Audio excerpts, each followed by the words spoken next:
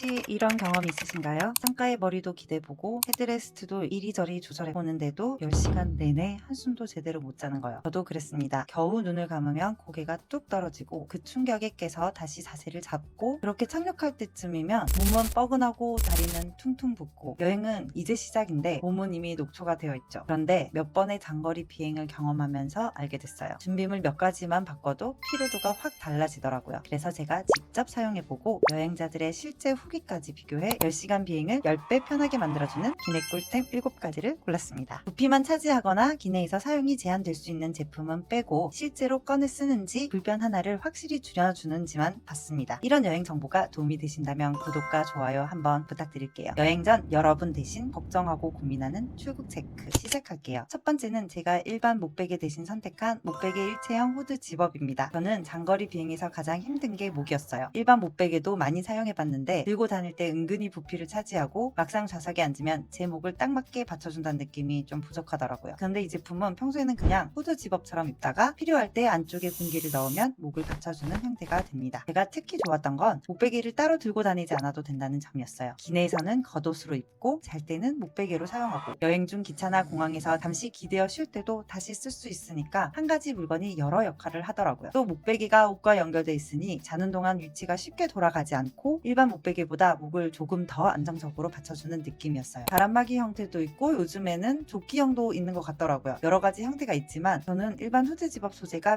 비행기에서 오래 기대고 있을 때 편하다고 생각해서 선택했어요. 공기를 넣고 빼는 과정도 매우 간단하더라고요. 그런데 가격이 10만원대라 목베개 하나라고 생각하면 분명히 비싼 편이에요. 하지만 어차피 여행에 후드 집업이나 겉옷을 챙기고 목베개 부피가 늘 불편했던 분이라면 옷 하나로 두 가지 짐을 해결한다는 점에서 저는 만족도가 꽤 높았습니다. 여행 짐은 하나씩 보면 별거 아닌데 이런 부피가 계속 쌓이잖아요. 그래서 저는 캐리어도 단순히 많이 들어가는 것보다 짐을 얼마나 나누어 정리하기 편한지를 중요하게 보거든요. 제가 한 캐리어를 몇 년 사용한 뒤에 또 같은 캐리어를 다시 산 이유 역시 수납 구조가 컸는데요. 영상 다 보신 뒤 확인할 수 있도록 관련 캐리어 영상은 고정 댓글에 남겨둘게요. 목을 잡았다면 두 번째는 빛과 소음이에요. 목이 아무리 편해도 옆자리 모니터는 켜져 있고 독서 등 객실 조명이 들어오고 엔진음과 사람들 움직이는 소리까지 계속 들리면 잠들기가 쉽지 않죠. 빛에 예민하다면 안대를, 소음에 예민하다면 귀마개나 노이즈 캔슬링 이어폰을 한번 챙겨보세요. 둘 다 예민한 분이시라면 안대와 소음 차단용품을 수면 세트처럼 함께 준비하는 게 좋습니다. 노이즈 캔슬링 이어폰을 이미 사용한다면 귀마개까지 꼭 필요하지 않고 이어폰을 오래 끼면 귀가 아픈 분이시라면 작은 귀마개가 오히려 더 편할 수도 있고요. 안대도 마찬가지예요. 저는 얇은 안대보다 눈을 직접 누르지 않는 입체형이 장시간 착용할 때 더 편했습니다. 온열 안대도 사용해 봤는데요. 따뜻한 느낌이 좋은 분에게는 선택지가 될 수 있지만 열감이 불편한 분도 있으니 여행 전에 미리 사용해 보시고 선택하는 게 좋을 것 같습니다. 사실 장거리 비행에서는 내가 잘 잘 수 있는 환경을 만들어 주는 것이 좋은 것 같아요. 목, 빛, 소음 이 세 가지만 잡아도 장거리 비행의 수면은 꽤 달라지는 것 같아요. 여기서 가슴 마스크는 왜 없을까 궁금한 분도 계실 텐데요. 장거리 기내 꿀템으로 정말 많이 추천되는 아이템인데 저는 사실 오래 착용하니 좀 답답하고 숨쉬기가 불편하게 느껴져서 잘 사용하지 않았어요. 편하게 사용하는 분에게는 정말 좋은 선택지가 될 수 있지만 착용감은 사람마다 다르기 때문에 이번 저의 필수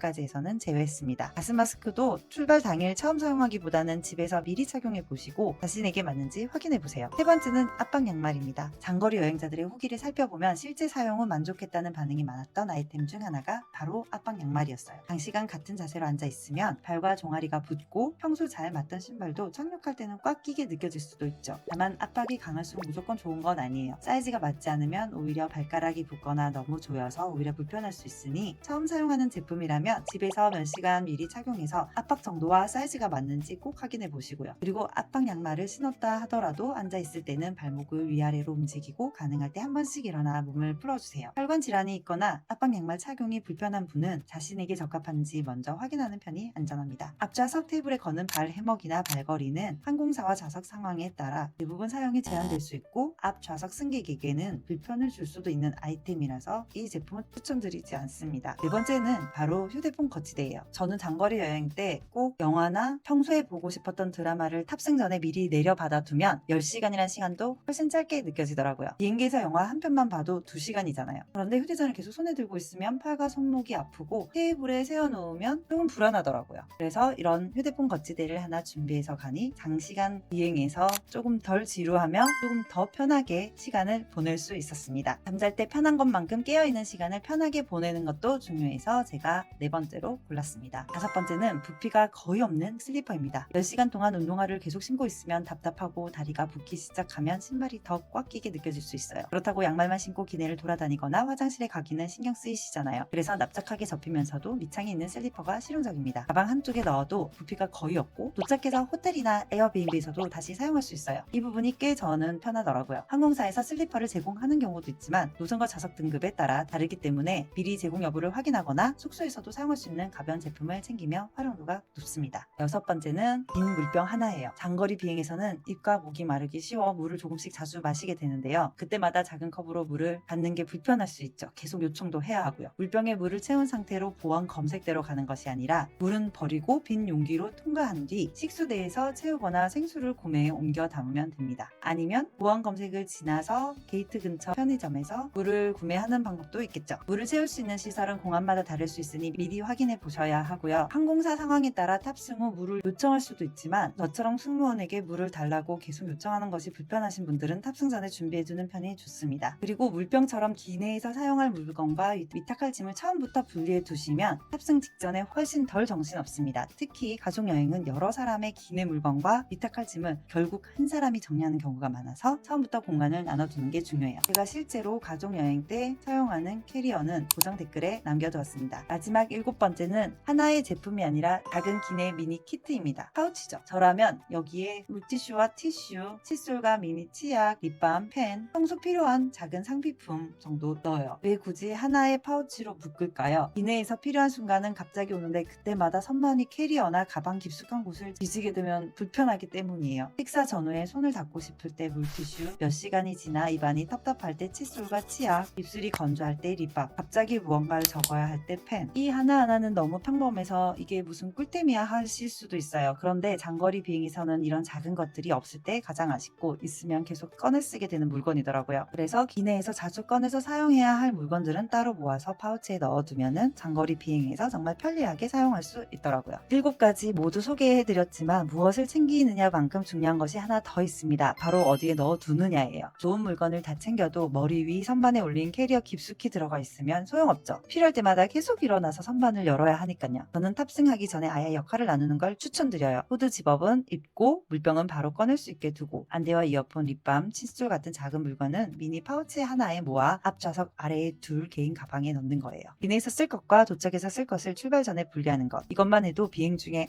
그거 캐리어 안에 있는데 하는 일이 확 줄어듭니다. 오늘 소개한 7가지를 다시 정리하면 목베개 일체형 후드 집업, 수면 안대와 소음 차단 용품, 압박 양말, 휴대폰 거치대, 접이식 슬리퍼, 빈 물병, 그리고 기내 미니 키트입니다. 장거리 비행은 물건을 많이 챙긴다고 편해지는 게 아니라 비행 중 실제로 겪는 불편을 해결해주는 것만 골라야 합니다. 제가 몇 년간 수납과 바퀴 내구성까지 살펴보고 결국 같은 캐리어를 3번 구매한 이유가 궁금하시면 다음으로 고정 댓글에 캐리어 영상도 꼭 확인해주세요. 특히 가족의 짐을 한꺼번에 싸는 분이라면 제가 왜 캐리어의 수납 구조를 중요하게 보는지 바로 이해하실 수 있을 거예요. 여러분이 장거리 비행에서 절대 빼지 않는 한 가지는 무엇인가요? 제가 소개하지 않은 진짜 기내 꿀템이 있다면 댓글에 꼭 남겨주세요. 다음 여행을 준비하는 분들에게도 큰 도움이 될 것 같아요. 오늘 영상이 도움이 되셨다면 구독과 좋아요 부탁드리고요. 앞으로도 출국 전에 알아두면 여행이 조금 더 편해지는 정보들 제가 먼저 꼼꼼하게 체크해서 가져오겠습니다. 시청해주셔서 감사합니다.